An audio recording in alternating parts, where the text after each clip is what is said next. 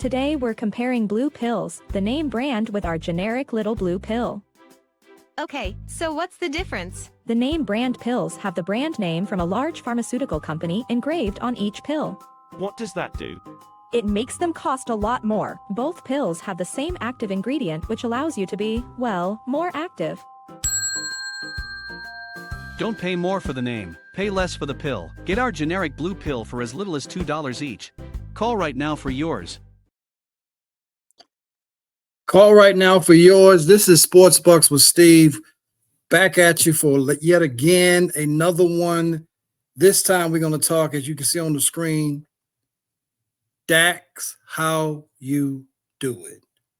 Dak Prescott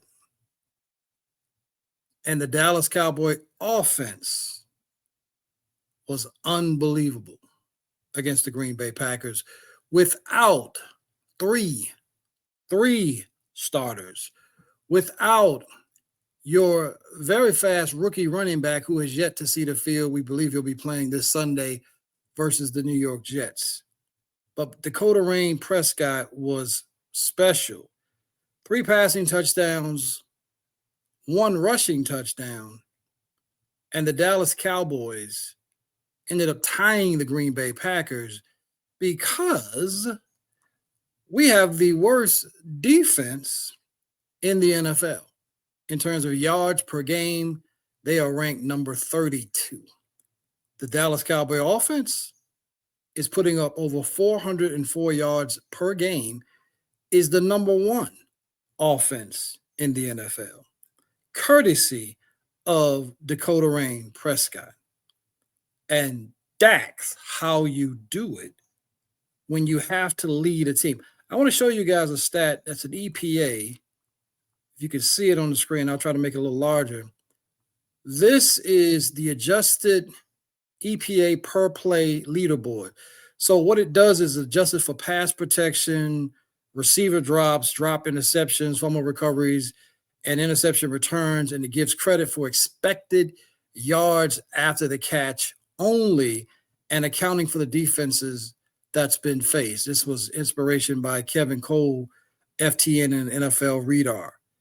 Dak Prescott, as you can see, EPA and performance is 100. This is number 1 in the entire NFL. If you guys remember, there was a PFF who came out with a ranking of their top quarterbacks heading into this season. The level of disrespect, and this is why I look at them sometimes, but I just don't hold I don't give them a whole lot of salt with them.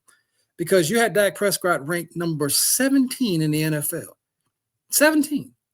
Now, here we are. Dak Prescott, after 4 games, is number 1, followed by the resurgence of Sam Darnold.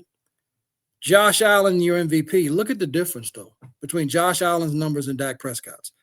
And people are going to say, oh, you're saying Dak is better than Josh Allen. I'm actually not saying that, but he's not far off from Josh Allen at all. They're in the same room. It's just that people love what Josh Allen does.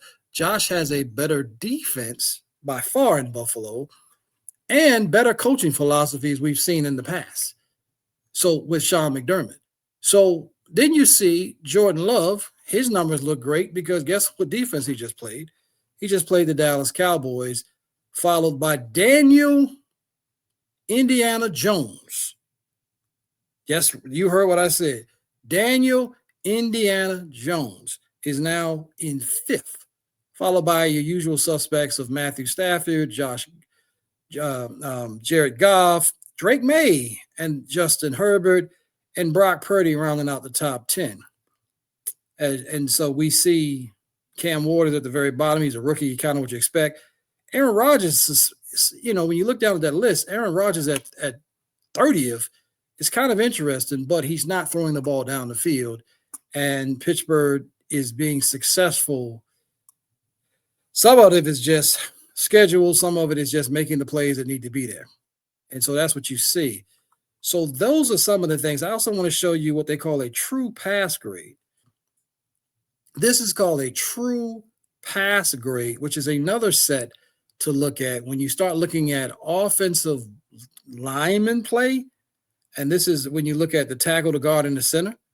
This is what Dak is having to face. The Denver Broncos are number one with Bo Nix. That tells you his tackle, his guard, center. The average is 69. It's number one in the NFL. Minnesota, Atlanta, the Jets, who Dallas plays this Sunday at MetLife Stadium. I will be in the building.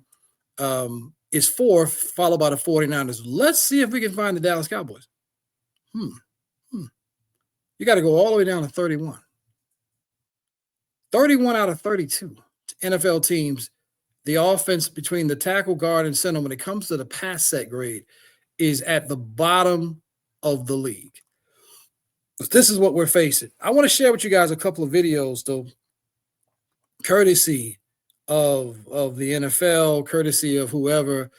And one of the videos I want to play for you is, let's see if I find the one.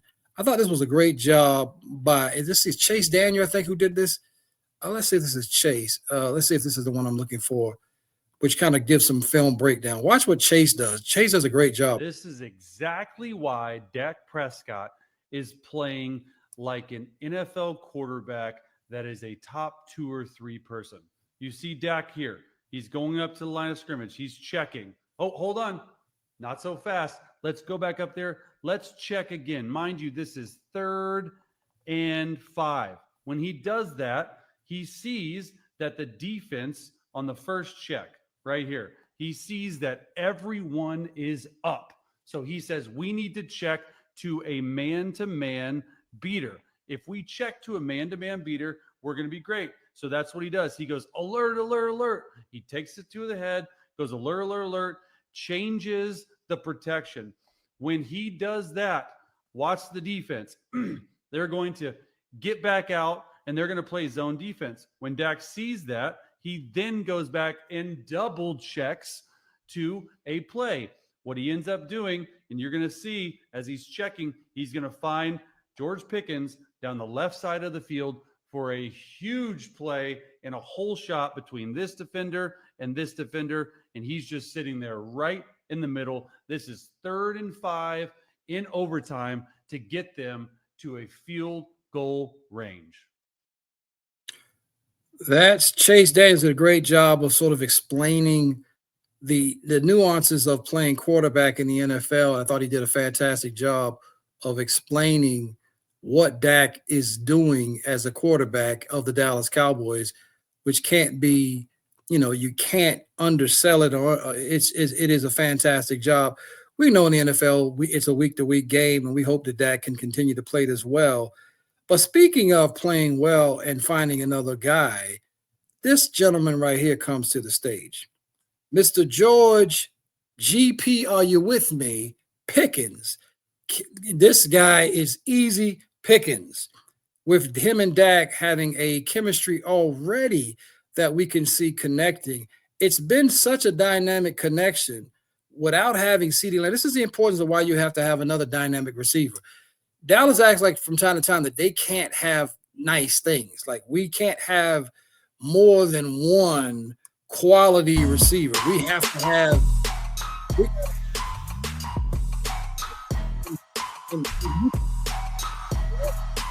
Let's look at Chase McDaniel. Jamar Chase, T. Higgins. They're both making over $30 million. You got great receivers. You can look at Philly. You have Devontae Smith and A.J. Brown. I mean, their quarterback play is from a passing perspective hasn't really been there. I think they're like 31st in the NFL in passing, and they're still somehow undefeated. That's a whole nother conversation, a whole nother show. But this is what you can have when you have dynamics to your offense. Now your number 3 receiver is in his right place, whether that's Turpin or Tolbert playing that, or even Mingo. You got Flournoy now being able to come in because now you got a guy like George Pickens that makes the room better. And when CeeDee Lamb comes back, you can see the reasons why. And let's look at what George has done already. All of last season with the Pittsburgh Steelers, George had 3 passing touchdowns. This year he has 4 already. So that already lets you know what George is on his way to. And him and Dak's connection, hopefully it stays great, it stays hot, and we can continue to see top quarterback play. Speaking of top quarterback play, here's Dak's numbers on the season So far, he is first in passing with over 1,119 passing yards, 6 touchdowns against 3 interceptions. Two of those interceptions were kind of like forcing it, garbage time, trying to get back. And he's fourth in QBR, which is a really, really important stat that shows how well a guy is playing. And from a historical standpoint, take a look at these numbers. When people say Dak is trash or Dak is not, they just talk. It's the same. It's almost like the same people that are out here talking about Michael Jordan played in the Plumbers era. It's just they just say stuff just to say stuff, and it's annoying to hear that to put it mildly. But look at this: first all-time in completion in the Dallas Cowboy history, second in passing touchdown, third in passing yards, fourth in total wins, but he never wins. This is where you have to put the silly people to bed and realize that my grandma used to say something. You got to stop talking to fools because you can't tell. The person on the outside can't tell the difference. And so that is where we see Dakota all-time Dallas Cowboy rankings. And no, you can't put 30 years on Dak Prescott, who's been in the league 10 and has been injured and missed at least 2 or 3 of those seasons due to injuries. Can't put that all on one player when you have a defense that is as putrid as Dallas's defense has been. It's so bad. Let me show you something. Hey, DJ, cut the music for a second. I want to go back and I want to show you guys something to put this on the screen. Watch this. Check this out. This is the actual comparison of the Dallas Cowboy defense from 2025 versus 2020. As you can see, third down, 58.2%. This year, it's even worse than what it was in 2020 with 46.5%. Takeaways are the same and only 2 apiece. Yards per game, 420 per 6 given up. 2020, they were 430 yards a game. So we're 10 yards better. Whoop-de-damn-do. Passing yards per game, you can see it is absolutely horrible at 297 passing yards a game versus 258 back in 2020. The rushing game defense has actually become a lot better at 123.3, whereas it was 172.5. So it's like we can't have nice things. You can't have a good rush defense. Now you got to have a bad passing defense. You can't have both where you can just complement each other. And we gave up an average of 33 points per game versus 36.5 in 2020. So the defense from a points per game perspective is giving up a field goal essentially less than what they gave up back in 2020. All in all, it's still bad and needs some dramatic improvement. I saw something earlier which was interesting. I'm not going to see if I can find it today, but I thought it was interesting when I looked at the numbers with the pressure. Of course, Micah Parsons was at the top, but Kenny Clark was one of the top pass pressures in the NFL. So what does that tell you? That tells you you're getting the push that you need from your interior. Now you just need your young guys and they need to play James Houston. Houston, we have a problem more on defense because as you can see, he makes plays that some of these other guys are just simply not making. Can somebody put an APP out on Dante Fowler and tell me where he is? Have you seen him? Tell me, have you seen him? Somebody tell me if you've seen Dante Fowler this year playing football. And I hate when an injury happens, but Malik Hooker, listen, him and Donovan Wilson, I'm not sure they can put a cover on a bed, let alone cover a tight end or a receiver in the seam. The seam is coming apart when it comes to the Dallas Cowboy defense. We're going to take a quick commercial. I got a couple more videos I want to share with you guys, and we're going to go with one of ESPN's habitual violator in Dan Olowski. Dan Olowski is what I like to call him. But check out this video real quick about the Super Roth, and we'll be right back after these messages. Struggling to find a retirement savings plan that works as hard as you do?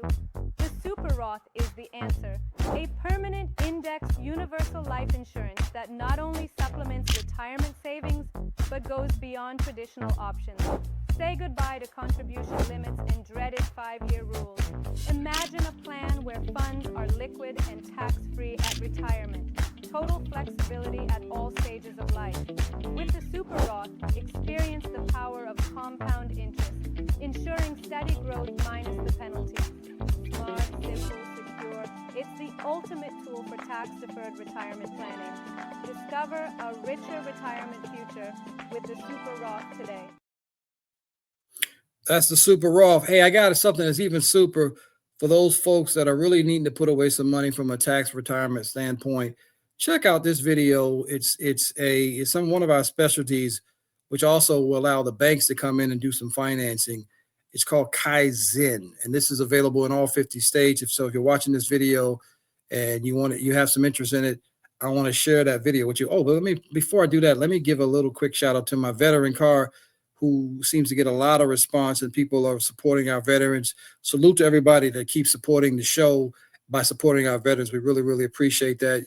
Continue to do that. We thank God for the folks that believe in helping our veterans. But check out Veteran Car Donation. Now, more than ever, all U.S. veterans need your help. If you have an old car, truck, or van, you can donate it today and help them. And they'll come pick it up for free. Plus, the money raised helps our nation's disabled veterans and their families. Call the number on your screen right now. Within a few days, we'll come and tow it away for free, running or not. And the proceeds greatly help U.S. veterans. So please call right now.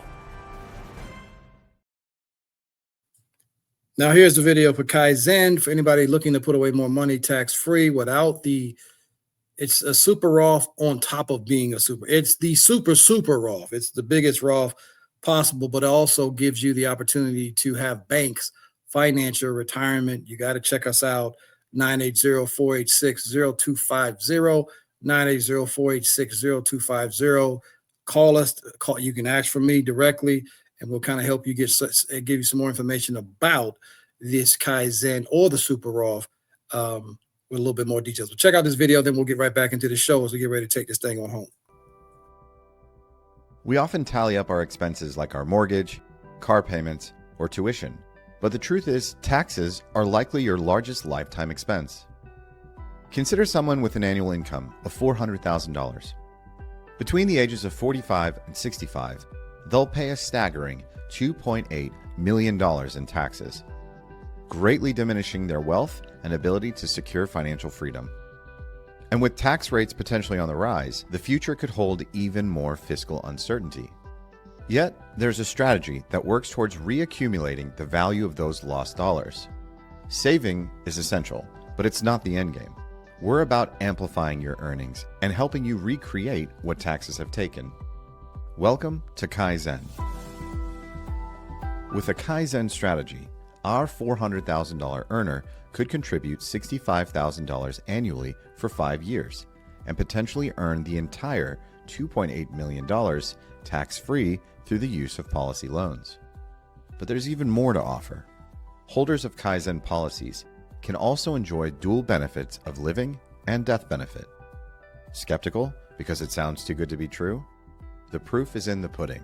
Banks have loaned billions of dollars over the last decade because they work. So how does Kaizen deliver? Your contributions are paired with bank lending, effectively tripling your funds while sidestepping the typical risks associated with borrowing. Your initial payments are complemented by bank funds for 5 years, using your contribution as collateral. Kaizen partners with some of the largest life insurance providers to garner lender confidence, eliminating the need for credit checks, collateral, or personal guarantees. Remarkably, you bear no personal liability for the loan outside of your policy contributions. A fraction of your premium covers policy expenses, which afford protection against terminal or chronic illness and provide for your family after you're gone. The rest? It's working hard, earning interest, potentially growing with the market, yet shielded from downturns by the guaranteed 0% floor, safeguarding your contributions from market loss. Around year 15, the bank loan is settled, and the cash value of your policy is yours. Recreate what taxes have taken with Kaizen. More money, more protection, more confidence.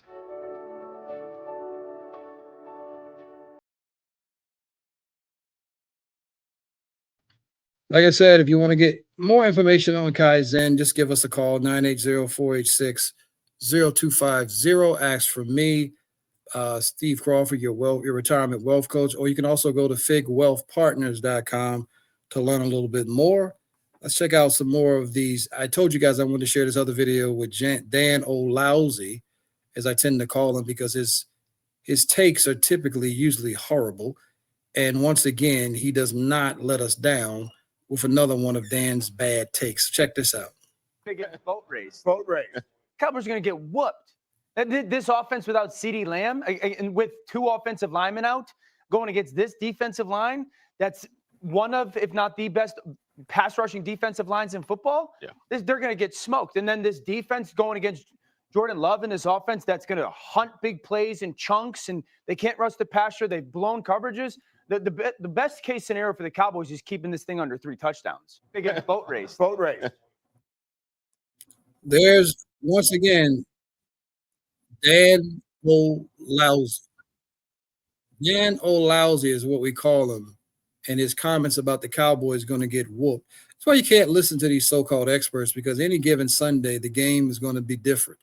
You don't know which team is going to show up. You don't know what's going on in practice. There's so many different variables that you have to take into consideration when you look at the NFL and the games that are being played. That's why these guys with these bad takes, it's probably killing Dan to give Dak any credit. But this is just what you kind of see. I want to hear from another guy. Let's see. Let's hear from Micah Parsons, former Dallas Cowboy, who and his thoughts after the game against his former team. I'm not even gonna lie, I'm pissed off. I'm very disappointed. Just overall how we performed. I even told Jordan to the side, thank you for having our back today. That's why it's so pivotal that you play complimentary football, because today Jordan played like the player he was, and we let him down. We didn't live up to the expectations on defense. So you hear Micah talk about not playing to the expectations, and we're going to hear about how Dallas hasn't replaced Micah. We're going to hear all these different things. And at the end of the day, Micah got a gift of a sack that wasn't a sack. The ball, you're spotted where the ball is, not where your knee went down. You typically get spotted where the ball. So like when you're reaching over the end zone, the ball, your knee goes down, but if the ball is in front of you over the goal line, that's where the ball, that's a touchdown. So they spotted him chase down where I don't think Dak would have necessarily scored. There was a defender there. He might have gotten maybe to the 1 or 2, but it was a good play by Micah. But of course, Micah got the sack. That's a cheap sack because Dak's knees went down at around the 4-yard line, which is really where the line of scrimmage kind of was. But if you realize where the ball was, his forward progress, he was really closer to the 3. But we know how that goes. So in any event, I found this video. I thought this was interesting because let's hear from the mouth of all ESPN radio, or I shouldn't say radio, television, Stephen A. Smith, who's going off on Michael Irvin because he doesn't like what Michael Irvin is saying about Dak being MVP potential. Check this out. Michael Irvin, let me talk to you, man, and to the producers.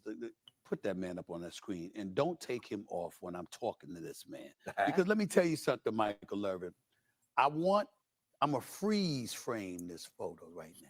See that look on your face? That does not look like somebody who is unhappy with a tie. That looks like somebody who acted like they won something last night. You understand? Now, you want to talk about Dak Prescott? Hey, I got news for you. You want to give him the MVP? Sure. Last time I checked, that is a regular season award. Why are we acting like it's such a big deal? Dak Prescott threw for 319 yards. He completed 78% of his passes. I'm so touched. Bravo. It's so touching. I mean, it's really a touching moment. Okay? That's a regular season award. They don't have a damn thing to do with the postseason. What is Dak Prescott's problem? Dak Prescott is 30-plus games over 500 as a starter. His issue has never been the regular season. A matter of fact, he plays better and the Cowboys win more in November and December than they do in September and October. The issue is once January rolls around and the postseason arrives, That brother got an APB out for him. You can't find him. And last time I checked, the playmaker, you understand? You know that dude in the Netflix series that sat up there when Troy Aikman got hurt and Steve Berline came in and they said, "What you gonna do? Give me the ball." He said, "Wait, what do I need to do? Give me the ball. You want to stay in the league, don't you? Want to stay in the league, don't you? Give me the ball." That dude, you know what I'm saying? We don't see nobody like that. We don't see CeeDee Lamb like that. We don't see Pickens like that. What do they say about CeeDee Lamb? He can ball. He's such a nice guy. What do they say about Pickens? He's temperamental. He's in the contract year. You understand what I'm saying? You went and got Javonte Williams. Who's baller right away. Running the football effectively. He averaged 4.5 yards a carry last night. Right? But you got him for $3 million instead of $6 million. You saved $3 million. I mean, bravo, bravo, bravo. You think cutting corners ain't going to catch up to you? That's your team. So you can sit up there in Big D all you want to. You can sit and hang around at the Star. You can talk about how a tie is not ideal, but we didn't lose and we got a future. And then you can bring up Dak and the MVP. Go ahead and crown him. You want to crown him? You want to crown him over Jalen Hurts? Go ahead and do it. You want to crown him over Baker Mayfield? Go ahead and do it. You want to crown him over Jaden Daniels? Go ahead and do it. You want to crown him over Matthew Stafford? Go ahead and do it. Every name that I just mentioned is in the same conference as Dak Prescott, all with more postseason wins than him.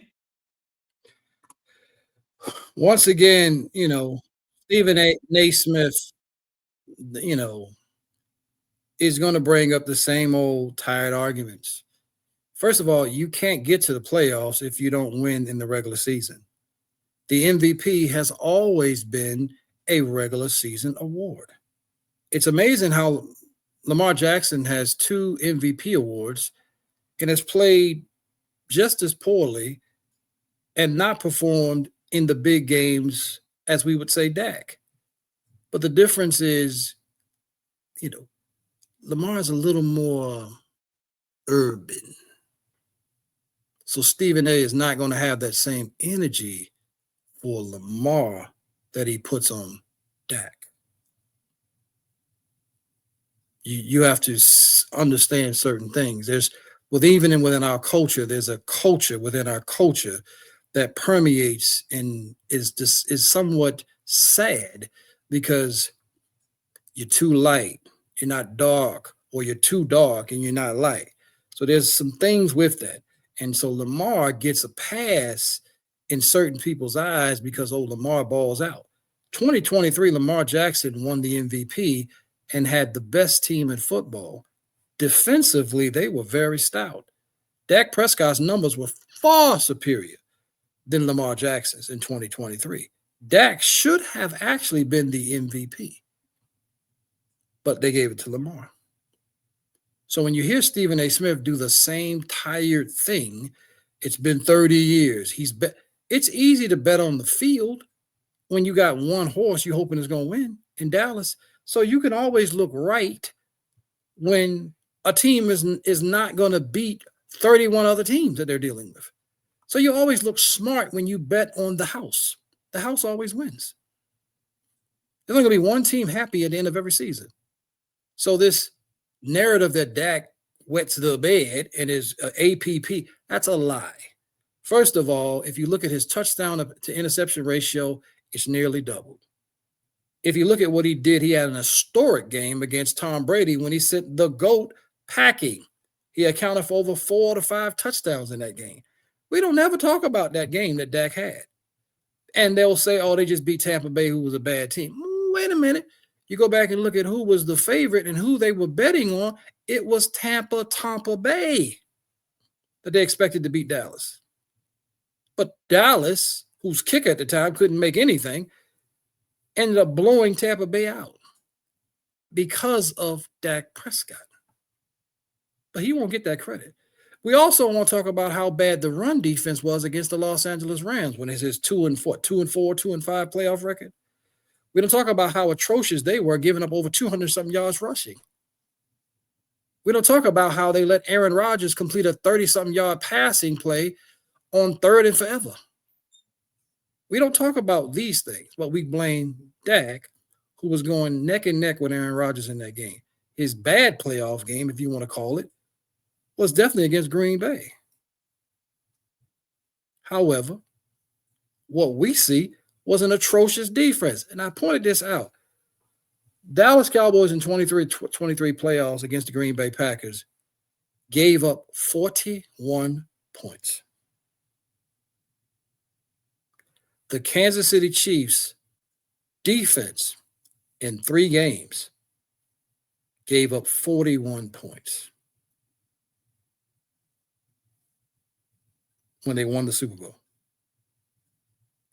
Defense matters. But Sunday night, lastly, the timekeeper in Dallas.